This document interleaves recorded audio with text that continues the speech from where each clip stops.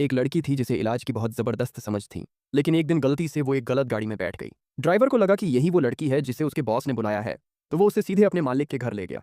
वहां पहुंचते ही लड़की ने देखा कि उस आदमी की दादी की धड़कन बंद हो चुकी है। वो तुरंत इलाज में लग गई और बोली, ये अचानक से नस ब्लॉक होने का मामला है। वहीं मौजूद प्राइवेट डॉक्टर ने उसे झूठा करार दे दिया, लेकिन उस आदमी ने सबको कमरे से बाहर भेज दिया और सिर्फ लड़की को रहने दिया। डॉक्टर ने हंसते हुए कहा, अगर तू इसे बचा पाई तो मेरा सिर फुटबॉल बना देना। वहीं खड़ी उसकी भाभी ने गुस्से में कहा, तुम पागल हो गए हो क्या, या फिर तुम चाहते ही नहीं कि दादी ठीक हो जाएं? असल में दादी पिछले एक हफ्ते से कोमा में थी और अब उस आदमी का डॉक्टरों से भरोसा उठ चुका था। तभी उसका असिस्टेंट दौड़ते हुए आया और बताया कि जिस डॉक्टर को उन्होंने बुलाया था वो असली नहीं बल्कि एक फर्जी निकला। वो आदमी घबराकर लड़की को रोकने कमरे में घुसा, लेकिन लड़की ने झट से उसकी एक नस एक्यू पॉइंट में सुई चुभो दी, जिससे वो हिल भी नहीं पाया। और जब उसने देखा कि उसकी दादी की धड़कन दोबारा चलने लगी है तो वो दंग रह गया। फिर असिस्टेंट ने लड़की से माफी मांगी और कहा, सर ज्यादा टेंशन में थे इसलिए थोड़ा गड़बड़ हो गया। अब सबका भरोसा लड़की पर जम चुका था और वो धीरे धीरे अपनी सुई से इलाज करती रही। कुछ ही देर में दादी होश में आ गई। लड़की ने साफ कहा, मैं धोखेबाज नहीं हूं, लेकिन हाँ डॉक्टर भी नहीं हूं, मैं तो बस गलती से इस गाड़ी में बैठ गई थी और थोड़ी बहुत दवाई इलाज की जानकारी रखती हूँ। फिर उसने दादी के लिए दवाई लिख दी और कहा, अब ये आराम से 20 साल और जी सकती हैं। उस आदमी ने उसे एक चेक दिया शुक्रिया कहने के लिए और कहा, आज रात यहीं रुक जाओ, कल तुम्हें तुम्हारे घर भिजवा